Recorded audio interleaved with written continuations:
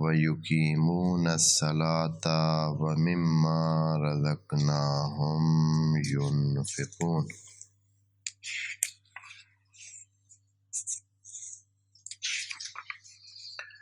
وَالَّذِينَ يُؤْمِنُونَ بِمَا أُنزِلَ إِلَيْكَ وَمَا أُنزِلَ مِن قَبْلِكَ وَبِالْآخِرَةِ هُمْ يُوقِنُونَ۔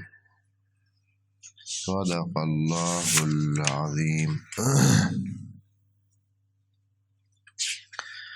سورہ بقرہ قرآن کی مرکزی سورت ہے، ابتدائی سورت ہے، اور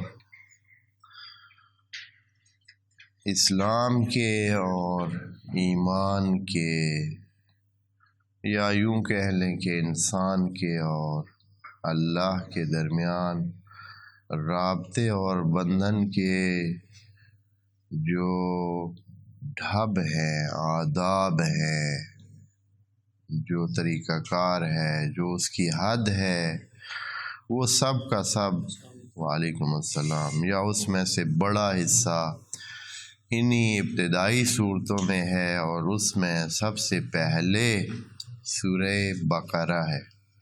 بہت ساری باتیں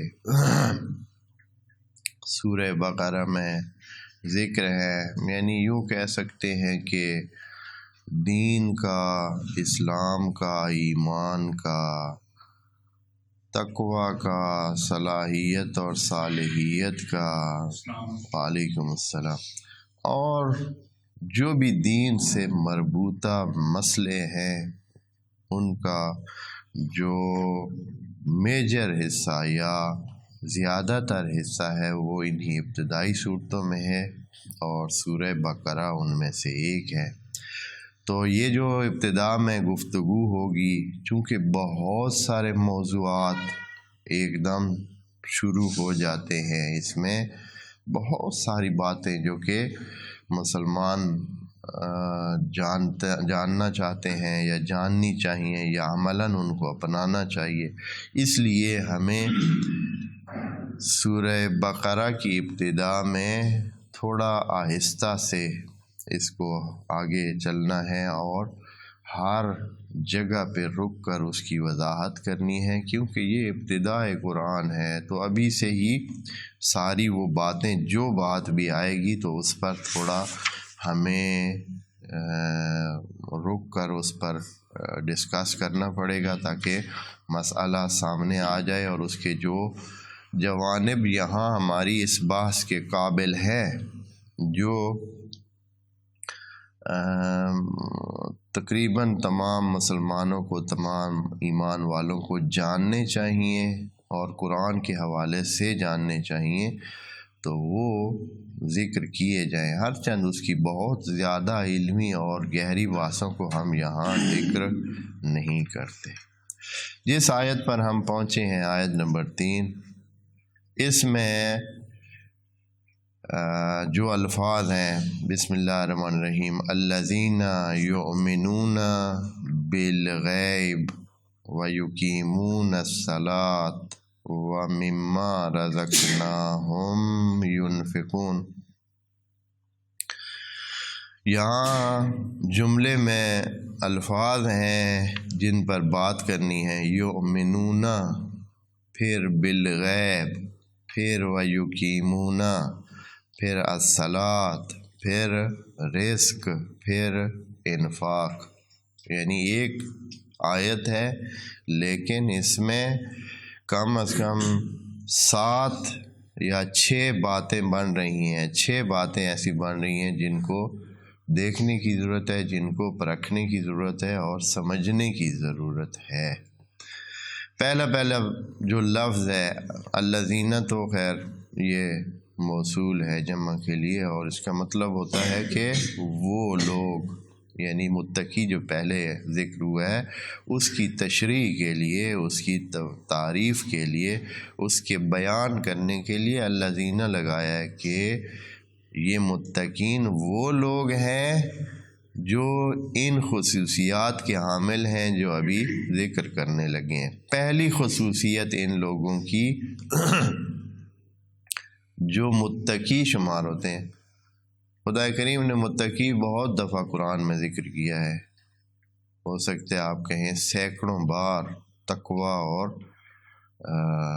متقی اور اتقاء اور اس باب میں یہ لفظ استعمال ہوئے، سینکڑوں بار استعمال ہوئے. تو یہ جو متقی ہے یا باتقوا ہیں کون ہیں؟ اے اللہ ہم کن کو کہیں کہ وہ باتقوا ہیں؟ آپ نے کہہ دیا ہے کہ ہدی للمتقین، قرآن بھی متقیوں کی ہدایت کا ذریعہ ہے. متقیوں کو ہی اس نے، یہ جو متقی بنے ہوئے ہیں یا یہ جو متقی تقوی جنہوں نے حاصل کیا ہے، یہ قرآن کے ذریعے ہی حاصل کیا ہے، اور قرآن ہی ان کے اتقاء کا وسیلہ بنا ہے. تو یہ کون ہیں، ان کی تعریف کیا ہے؟ تو خدا کریم فرماتا ہے الذین یؤمنون بالغیب. پہلی شرط تقوی اختیار کرنے کی اور تقوی اپنانے کی یہ ہے کہ یؤمنون بالغیب ہو. یؤمنون کا کیا مطلب ہے؟ یعنی ایمان لانا. اور ایمان جو ہے کس چیز کو کہتے ہیں؟ یہاں تھوڑی سی بات ہے. یہ آمنہ سے ہے، سلامتی کا معنی دیتا ہے، لیکن اس کا ایک معنی ہے آمنہ کا اعتماد کرنا، جو کہ ہمارا یہاں مراد ہے کسی پر یقین کرنا، کسی پر ٹرسٹ کرنا، کسی کو ماننا. ایمان لانا یعنی کسی کو ماننا اور اس پر اعتماد کرنا، اس پر یقین کرنا، اعتقاد بنا لینا اس کے بارے میں. یہ ہوتا ہے ایمان، اور یہی مراد یہاں ہے. یہاں کے ماننے، جیسے یا ایھا الذین آمنو، اے ایمان لانے والو، یعنی اے ماننے والو. خوب اب ماننا جو ہے یہ کس لیول کا ہوتا ہے؟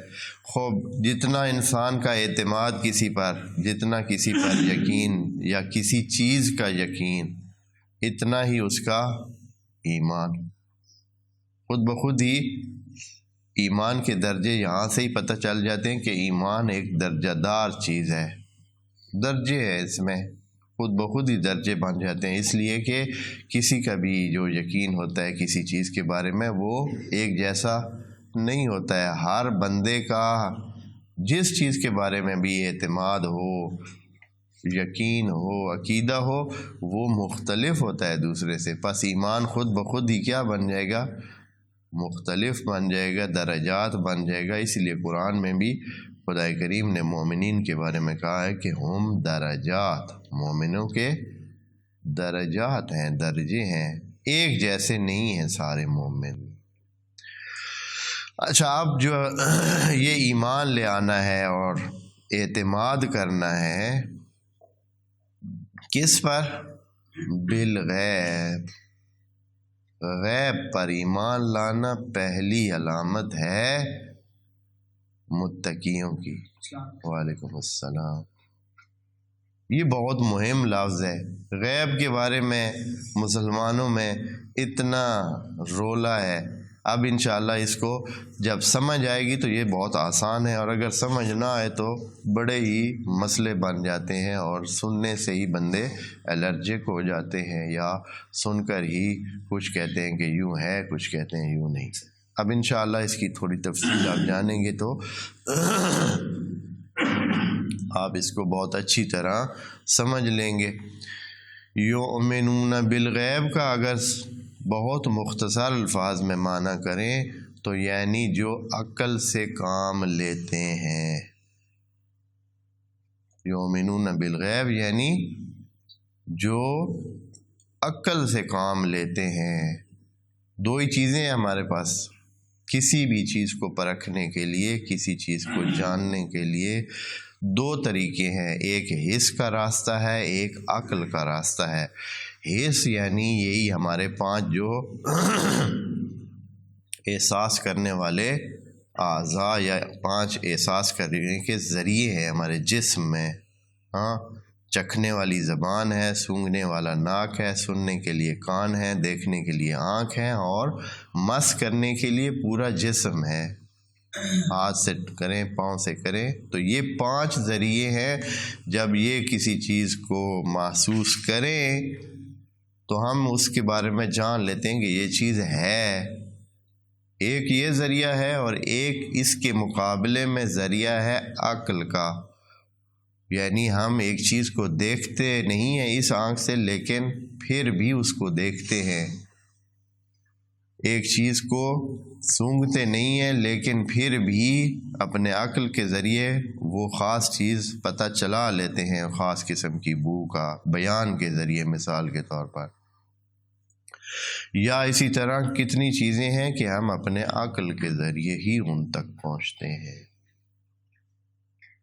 خدا کریم یہ کہنا چاہتا ہے کہ یؤمنون بالغیب، جو صرف محسوسات کے پیچھے نہیں ہے بلکہ کیا ہے، یؤمنون بالغیب ہے، وہ ایمان رکھتے ہیں اور عقل کے زور پر ایمان رکھتے ہیں، یعنی ان چیزوں کو جن کو محسوس نہیں بھی کرتے تو ایمان لے آتے ہیں اپنے عقل کے زور پر۔ اچھا، وعلیکم السلام۔ اے اللہ، اتنی اس کی کیا ضرورت ہے کہ ہمیں یؤمنون بالغیب، واضح ہے کہ جو چیزیں جن کو ماننا ہیں، لیکن ہمارا یہ جسم کا جو نظام ہے یہ ان تک رسائی نہیں رکھتا ہے، ہمارا عقل کا نظام اس تک رسائی رکھتا ہے۔ وہ کیا ہے؟ وہ خدا کریم کا جو پورا اعتقادی، ہمارا دین کا جو پورا اصولی ڈھانچہ ہے، اعتقادی ڈھانچہ ہے، منظومہ اعتقادات ہے، وہ ساری کی ساری ہی غیب ہے۔ اس میں رسول خدا کریم خود ذات الہ ہم سے غائب ہے، وہ ہمیں عقل کے زور پہ اس کی پہچان کرنی اور اس تک پہنچنا پڑتا ہے اور اس کو ماننا پڑتا ہے، محسوس نہیں ہے۔ دوسری چیز رسول خدا ہے یا دوسرے رسول ہیں جو اس دنیا سے گزر گئے ہیں، اور ہمارے رسول بھی گزر گئے، لیکن قرآن کے زمانے میں چونکہ رسول موجود تھے تو ان کے لیے وہ محسوس تھے، لیکن اگلی نسلوں کے لیے تو غیر محسوس ہیں۔ اس لیے ہمارے لیے ہمارے رسول بھی، نبی خاتم بھی کیا ہے؟ غیب ہے۔ قیامت جس پر اعتقاد ضروری ہے، یوم الآخر، وہ بھی ہم سے کیا ہے؟ غیب ہے۔ جنت بھی غیب ہے، دوزخ بھی غیب ہے۔ ملائکہ جن کا اعتقاد قرآن میں کہا گیا یؤمنون باللہ و بالملائکۃ، جو ابھی میں انشاءاللہ آیت بھی پڑھتا ہوں، وہ بھی غیب ہے۔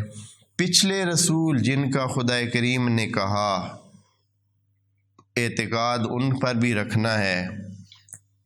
میں آیت آپ کے سامنے پڑھ دیتا ہوں کہ یہ آیت بھی کہہ رہی ہے کہ ایمان بالغیب کا معنی کرتی ہے آیت، اور اس میں یوں بیان ہوا ہے۔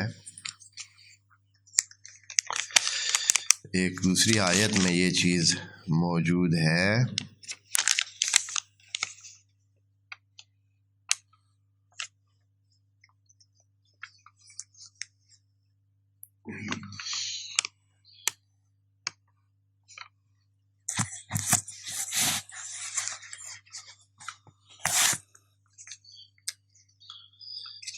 ظاہراً وہ بھی اسی سورہ بقرہ کی ہی آیت ہے، اور اس میں یہ کہا گیا ہے کہ یا ایھا الذین آمنوا آمنوا، یا ایھا الذین آمنوا آمنوا باللہ ورسولہ والکتاب، و اس کے بعد باقی رسولوں کا بھی کہا گیا ہے کہ ایمان لے آئیں، یعنی ایمان کا بتایا کہ یہ ایمان کس پر لے آنا ہے، حالانکہ مخاطب بھی مومنین ہیں۔ ہاں، یا ایھا الذین آمنوا، پھر کہا گیا ہے کہ آمنوا، جو آپ نے ایمان لانا ہے وہ صرف ایسے نہیں ہے کہ جو اپنے ذہن میں آپ نے کچھ بنا رکھا ہو، ایسے نہیں، ایمان بالغیب۔ کیا ایمان بالغیب ہے؟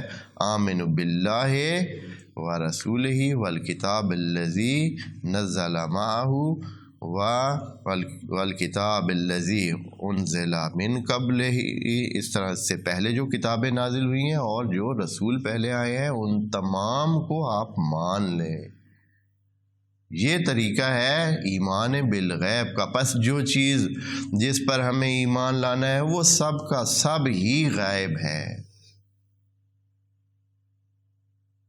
کوئی چیز جس پر ہمیں ایمان لانا ہے وہ اس میں سے سوائے ایک چیز کے جو کہ قرآن ہے، باقی ساری چیزیں کیا ہیں؟ غیب کی ساری پٹی ہے، سب ہی غیب ہے۔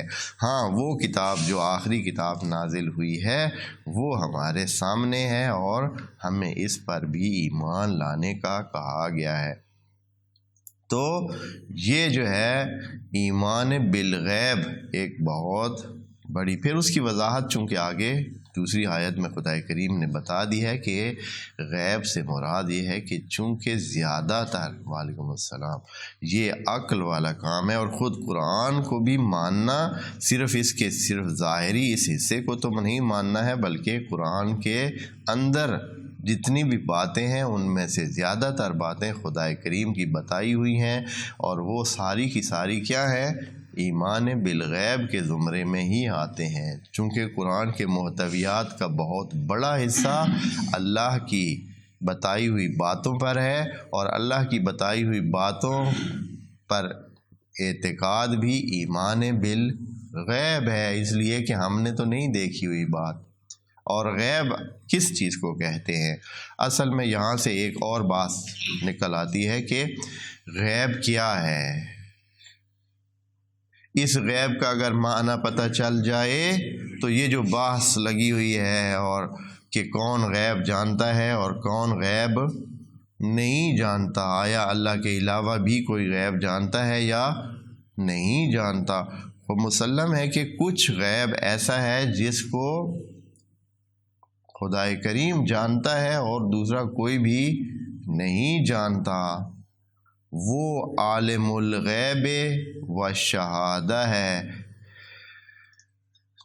لیکن غیب کی تعریف جب ہم کریں گے، اور پہلے بھی کچھ اس کا حصہ بیان ہو چکا ہے کہ غیب اس کو کہتے ہیں جو انسان کو محسوس نہیں ہو رہا ہے، اس کو غیب کہتے ہیں۔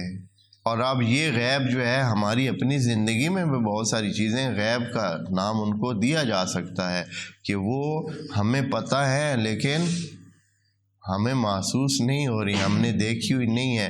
مثال کے طور پر آپ کے سمجھانے کے لیے دوستوں کہتا ہوں کہ ہم قائد اعظم کے بارے میں کیا رکھتے ہیں؟ علم رکھتے ہیں یا نہیں رکھتے ہیں؟ علامہ اقبال کے بارے میں علم رکھتے ہیں، پاکستان کے بننے کے بارے میں علم رکھتے ہیں کہ کسی تاریخ کو پاکستان یہاں وجود میں آیا تھا، یا اور ہزاروں باتیں ہیں جو نہ ہم نے دیکھی ہیں، ہاں جی، نہ خود ان کو ادھر کھڑے ہو کر شاہد بن کر سننا ہے، نہ ہی ان کو محسوس کیا ہے، نہ ہی ہم نے اور کسی طریقے جو یہ محسوسات طریقے ہیں ان سے اس کو پتہ چلا ہے، بلکہ ہمیں کس اپنے عقل کے زور پر ہم ان کو دیکھ بھی رہے ہیں اور ہم ان کو کیا کر رہے ہیں؟ ایک تصور کر رہے ہیں اور یقین رکھتے ہیں کہ یہ کام ہوئے ہیں۔ ایمان کا معنی کیا ہے؟ یقین رکھنا، پہلے بھی عرض کر چکے ہیں۔ پس بہت ساری باتیں ہیں کہ غیب کے زمرے میں شمار ہوتی ہیں، لیکن وہ صرف خدا کے لیے محدود نہیں ہے، بلکہ ان کو دوسرے لوگ بھی جانتے ہیں، عام لوگ بھی جانتے ہیں، ہم سب ہزاروں باتیں غیب کی جانتے ہیں۔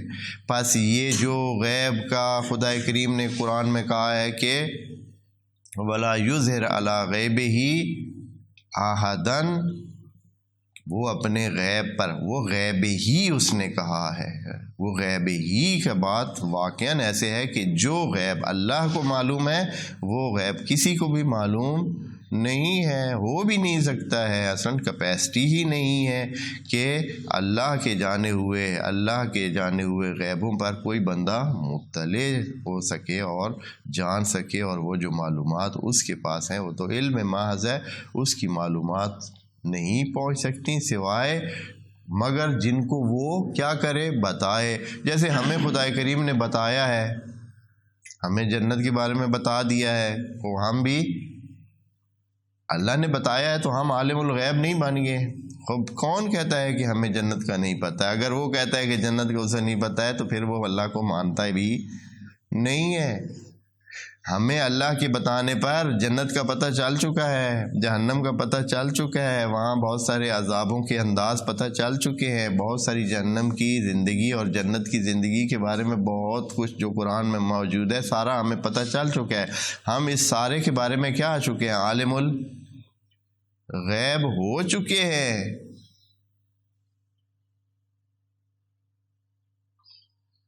خدا کریم نے بھی قرآن میں کہا ہے کہ وَلَا يُظْهِرْ عَلَىٰ غَيْبِهِ أَحَدًا إِلَّا مَنِ ارْتَضَىٰ، مگر جس پر اللہ راضی ہو کہ اس کو بتائے۔ تو اللہ نے اب انسانوں کو اپنے قرآن میں بہت ساری غیب کی باتیں بتا دی ہیں، اور اس کے بتانے کے بعد آپ کوئی کہہ سکتا ہے کہ ہم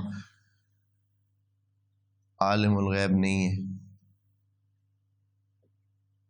خب عالم الغیب تو بن گئے نا، کیسے ہو سکتا ہے کہ کوئی، یا جو بندے نبی کے بارے میں ہمیں یقین ہے کہ وہ تھے اور زندگی کی ہے، انہوں نے کتاب لائی ہے، ہمیں بتایا ہے ہمارے نبی تھے اور ہمارے سامنے بھی نہیں ہیں، آیا ہم ان کے بارے میں علم رکھتے ہیں یا نہیں؟ اگر علم رکھتے ہیں خود اپنے نبی کے بارے میں، ان سے پہلے والے نبیوں کے بارے میں جن کا قرآن میں بھی ذکر ہے، تو آیا ہم ان کے بارے میں غیب کا علم رکھتے ہیں یا نہیں؟ یعنی نہ دیکھے ہوئے بھی، ان کو ڈائریکٹ نہ سنے ہوئے بھی، نہ ٹچ کیے ہوئے بھی، آیا ان کا علم رکھتے ہیں یا نہیں؟ اگر رکھتے ہیں تو ہم عالم الغیب ہیں۔ پس علم غیب ایک نسبی چیز ہے، اس چیز کو سمجھیں۔ اسی لیے کہہ رہا تھا کہ بعض الفاظ پر ٹائم لگے گا۔ غیب کا علم نسبی چیز ہے۔ اگر خدا کسی کو نہ دے تو مسلم ہے وہ نہیں جان سکتا، اصلا دماغ ہی کسی کو نہ دے۔ اب جس بندے کو دماغ ہی نہیں دیا وہ صرف محسوسات کا مجموعہ ہے، وہ صرف اسی چیزوں کو جان سکتا ہے، باقی کسی چیز کو وہ نہیں جان سکتا، غیب کا علم نہیں رکھ سکتا ہے۔ جیسے حیوانات ہیں، اب حیوانات میں کیا ہے؟ علم غیب نہیں ہے۔ ایک گائے یا ایک بھینس صرف جو چیز دیکھے گی، سنے گی، اسے کسی گھاس کی بو آئے گی، کسی چیز کی بو آئے گی تو وہ محسوس کرے گی، جب چکھے گی تو اس کو پتہ چلے گا کہ یہ گھاس کھانے والا ہے، یہ نہیں کھانے والا۔ باقی یہ ہے کہ اس کے ذہن میں ایک تصویر ہو، وہ علم رکھتی ہو کہ فلاں گھاس مفید ہے، فلاں مفید نہیں ہے، یا میرا بھی کوئی اس طرح کا فلاں ہے، میرے بھائی فلاں میرے رشتہ دار ہے، فلاں میرے جو ہے وہ سابقہ، یہ میری بھائی وہ بچڑیاں میری بیٹیاں ہیں اور وہ بچڑے میرے بیٹے ہیں۔ اصلاً کوئی چیز بھی اس کو علم، بس وہ جو دیکھے گی سامنے، کوئی اس کے سامنے کوئی آئے گا تو اس کو ہوگا کہ ایک گائے اور کھڑی ہے، ایک بچڑی اور کھڑی ہے، ایک اور اس طرح۔ باقی یا تو پھر خدا کی طرف سے جتنا اس کو مامتا کا وہ ایک خاص جو تعلق ہوتا ہے وہ دیا گیا ہو، نہیں تو اگر اس بیچاری کے ساتھ کوئی دوسری بچڑی لگا دی گئی ہو تو بھی وہ کیا کہے گی کہ چل بھائی بسم اللہ، اس کو کیا پتہ چلتا ہے؟ جس کے ساتھ بھی اس کا انس پیدا ہوگا تو وہی اس کی وہ کہے گی کہ یہی میری بچڑی ہے یا میرا بچہ ہے، اور اس طرح۔ یعنی ایک چیز بتا رہا ہوں کہ یہ انسانوں کو خدا کریم نے عقل دیا ہے تو سمجھیں کہ جب عقل دیا ہے تو علم غیب کا جو مرکز ہے وہ دے دیا ہے. عقل ہے ہی سارا علم غیب کا مرکز. عقل ہی علم غیب کا مرکز ہے. خود عقل بھی ان غیبوں میں سے ایک غیب ہے. کوئی کہہ سکتا ہے کہ مجھے بھائی عقل کا پتہ نہیں ہے کہ ہے میرا یا نہیں. مثلا کوئی کہے نہ اظہار کرے کہ مجھے تو آج تک یہ بھی پتہ نہیں چلا ہے کہ میرا عقل ہے بھی صحیح یا نہیں ہے. ہاں جی 100% وہ کہتا ہے کہ میں کیا ہوں؟ عقل مند ہوں. دکھا بھائی، کوئی ٹچ کرا، محسوس کرا، سامنے لا. ہاں اپنے عقل کو سامنے لا سکتا ہے؟ پس نہیں لا سکتا اور کہتا ہے کہ ہے. پس اس کو ہم کہیں گے نا کہ بھائی تو عالم غیب ہے، تو عالم غیب ہی ہوگا وہ، اس لیے کہ ایک غیب کی خبر دے رہا ہے. بلکہ ہم سب عقل کے حوالے سے کیا کرتے ہیں؟ غیب کی خبر ہی دیتے ہیں. کوئی بندہ آج تک کسی کو اپنا عقل دکھا سکے، لیکن سب جانتے ہیں، سب عالم ہیں کہ یہ غیب والی یہ چیز کیا ہے. بس تھوڑا سا نا اس حوالے سے اور بھی تحقیق کرنی چاہیے ان دوستوں کو، تھوڑا سا اس لفظ کے بارے میں اور اس کی اپلیکیشن اور اس کے استعمال کے بارے میں، اور ان آیات کو بھی بہت دقت سے دھیان سے دیکھنا چاہیے جن میں قرآن میں نفی کی گئی ہے کہ غیب جو ہے وہ سوائے اللہ کے کوئی نہیں جانتا. بعض آیات کا ابتدائی ظاہر یہی لگتا ہے کہ اس نے فرمایا ہے کہ غیب کو نہیں جانتا الا اللہ، اللہ کے سوا کوئی غیب نہیں جانتا. لیکن ان آیات کا معنی سمجھنا چاہیے کہ یہ غیب کون سا غیب اور کس قسم کا غیب مراد ہے. وَإِلَّا عَمَلًا یہ چیز کیسے کہی جا سکتی ہے؟ چھوڑے، میں دین کی باتوں کو تو کہہ ہی نہیں رہا ہوں، آئندہ کی باتوں کو تو کہہ ہی نہیں رہا ہوں کہ لوگ یہ سمجھتے ہیں کہ غیب کا مطلب یہ ہوتا ہے کہ وہ جو اگلی آنے والے واقعات کو جان لے تو وہی ہے، یہ غیب ہے. اگر وہ مراد ہے تو پھر قرآن میں ممکن ہے وہ مراد ہو کہ آئندہ کیا ہونے والا ہے. ممکن ہے کہ اللہ اس کے بارے میں کہہ رہا ہو کہ آئندہ کی کسی کو خبر نہیں ہے. خوب نہیں ہے، اللہ بالکل نہیں ہے، ہم اپنی طرف سے نہیں جان سکتے. لیکن اے اللہ یوم الآخر کی خبر آپ نے ہمیں دے رکھی ہے، جنت کی خبر دے رکھی ہے، جہنم کی خبر دے رکھی ہے، وہاں پیشیوں کی اور حشر کی خبر دے رکھی ہے، جہان میں جو کچھ آگے ہونے والا ہے اس کی خبر ہے اللہ تو نے ہمیں دے رکھی ہے. جب دے رکھی ہے تو اے اللہ اور ہمارے سامنے بھی ابھی تک ہے نہیں کچھ، تو ہمارے لیے وہ ابھی بھی غیب ہے. اور لیکن ہم اے اللہ تیرے بتانے کی وجہ سے ہم اس کے عالم ہو چکے ہیں، ہم مان چکے ہیں. جو بندہ کہتا ہے کہ میں نہیں غیب جانتا تو وہ سمجھے یہ کہہ رہا ہے کہ اللہ کی بات ابھی تک اس نے مانی نہیں ہے. اگر اللہ کی بات اس نے مان لی ہے اور جنت پر اعتقاد ہے، جہنم پر ہے، آخرت پر ہے، باقی وہ جو ملائکہ کے بارے میں جو ابھی تک نہیں دیکھے ہم نے ان پر اعتقاد ہے، تو پھر یہ بندہ غیب جانتا ہے. کیونکہ جانے بغیر تو کسی چیز پر بندہ ایمان لا سکتا ہی نہیں ہے. جب آپ کی ایک چیز کو جانتے نہ ہوں تو اس پر ایمان کیسے لے آئیں گے؟ نبیوں پر کیسے ایمان لے آئیں گے؟ ملائکہ پر کیسے ایمان لے آئیں گے؟ آپ نے تو دیکھے ہوئے نہیں ہیں. علم کی بنیاد پر ہی، عقل کی بنیاد پر ہی، یہی علم کی بنیاد پر جو ہے ہم ایمان لے آتے ہیں. پہلے ایک چیز کو جانتے ہیں پھر اس پر ایمان لے آتے ہیں.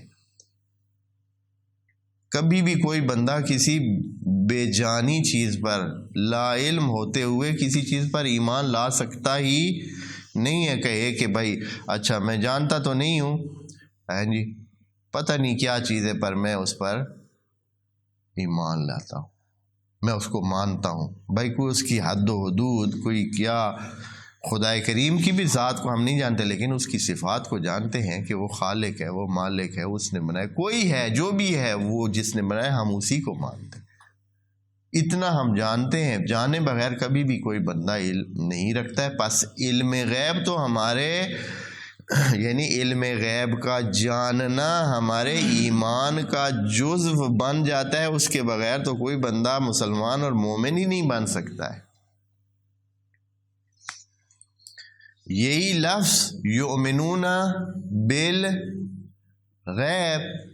یہی لفظ بتا رہا ہے کہ ہم سب نسبتاً یعنی اپنی نسبت ہم جتنا ہمیں خدا کریم نے علم دیا ہے ہم عالم الغیب ہیں، تبھی تو یؤمنون بالغیب بن سکتے ہیں۔ اگر ہم عالم الغیب نہ ہوں تو یؤمنون بالغیب بن ہی نہیں سکتے ہیں۔ بس یہ کہ بڑے اولیاء اوصیاء انبیاء ان کے بارے میں بحثوں کی تو دور کی بات ہے، وہ تو اپنی جگہ پہ رہ گئی۔ یہ آیت بتا رہی ہے کہ ہم انسان، ہم مسلمان، ہم مومنین جو کہ ایمان رکھتے ہیں یؤمنون بالغیب ہے، یہ سارے کے سارے عالم الغیب بھی ہیں۔ لیکن اب یہ نہ سمجھیں کہ بس عالم الغیب کا مطلب یہ ہے کہ بس پھر کائنات کی ہر بات جانتے ہیں۔ یہ قطعاً کسی کی کیپیسٹی، کسی کی قابلیت، صلاحیت نہیں ہے۔ ہر بندے کی ایک محدود پیمانے کی صلاحیت ہے، جتنا کہ خدا نے اسے ظرف دیا ہے، جتنی اس نے محنت کی ہے، خدا کی بندگی کی ہے، خدا نے اس کے ظرف کو نور سے منور کیا ہے اور علم غیب کی کئی باتیں بتا دی ہیں، کئی باتیں ان کے سامنے روشن کر دی ہیں، اور اس میں کیا حرج ہے؟ جیسے کہ نبی کریم معراج پر گئے تھے، وہ اپنی آنکھوں سے اپنے اس سے بہت کچھ دیکھ کے آئے تھے، ہاں جی، جو چیز ہماری نسبت غیب ہے ان کی نسبت غیب نہیں ہے۔ اب وہ عالم ہے، ہم ان کو کہہ سکتے ہیں کہ جو ہمارے لیے غیب ہے ان کے لیے غیب وہ نہیں ہے، وہ اس کے عالم ہیں، وہ اس کے عالم الغیب ہیں جو ہمارے لیے غیب ہے۔ اسی طرح ہم انسان بہت سارے جنہوں نے کچھ چیزیں دیکھ رکھی ہوتی ہیں اور دوسروں کی طرف وہ بالنسبہ کیا ہوتا ہے؟ غیب ہوتا ہے، تو کیا ہوتا ہے؟ اس کو کہتے ہیں کہ یہ عالم الغیب ہے۔ میرا خیال میں موبائل میں نہیں لے آیا ہوں، نہیں تو میں وہ ایک آیت آپ سامنے دوستوں کے سامنے پیش کرتا۔ اس آیت میں یہ ہے کہ سورہ یوسف کی ایک آیت ہے کہ اے نبی آپ کو تو پتہ ہی نہیں تھا، لیکن ہم آپ کو غیب کی خبر دیتے ہیں، ہاں جی، کہ جب وہ آپس میں اس طرح کی بات کر رہے تھے، ہاں جی، یہ آیت ہے قرآن کی سورہ یوسف میں، نوحی الیک وما کنت لدیہم، آپ ان کے ساتھ اس وقت نہیں تھے، لیکن انہوں نے جب یہ بات کی ہم آپ کو اس غیب کی بات بتاتے ہیں۔ یعنی وہ جو ماضی کی تاریخ کا ایک واقعہ ہے نبی کو بتایا جا رہا ہے، اور خدا کریم کہہ رہا ہے کہ ہم اس غیب کی خبر آپ کو دے رہے ہیں، یعنی اس کو بھی خدا کریم غیب میں شمار کر رہا ہے کہ یہ بھی غیب ہے، اور نبی کو اس غیب سے خدا کریم آگاہ فرما رہا ہے۔ تو یہ جو ہے غیب کو سمجھنے کی ضرورت ہے۔ اگر ہم غیب کو سمجھ لیں کہ غیب کیا ہے تو پھر یہ مسئلہ ہمارا حل ہو جاتا ہے۔ یؤمنون بالغیب کہ پہلی شرط متقیوں کی یہ ہے کہ وہ یؤمنون بالغیب ہے۔ اب اس میں حتماً تھوڑی سی اور بھی توجہ کریں تاکہ یہ مسئلہ حل ہو جائے۔ البتہ اب جنہوں نے نہیں ماننا ان کی بات تو علیحدہ ہے، ان کو تو چھوڑ دیں کہ بھائی وہ اب اس پر، لیکن یہ بالکل واضح ہے کہ جب ایمان بالغیب چاہیے ہے تو اس سے پہلے علم بالغیب چاہے وہ خدا کریم کی طرف سے دیا ہوا ہے۔ ہم صرف یہ کہہ کر کہ بھائی کسی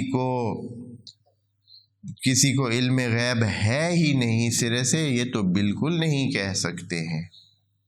خدا کریم نے جن چیزوں کا، بہت ساری چیزوں کا ہمیں آگاہ کیا ہے تو ہم ان تمام چیزوں کے عالم الغیب بن جاتے ہیں۔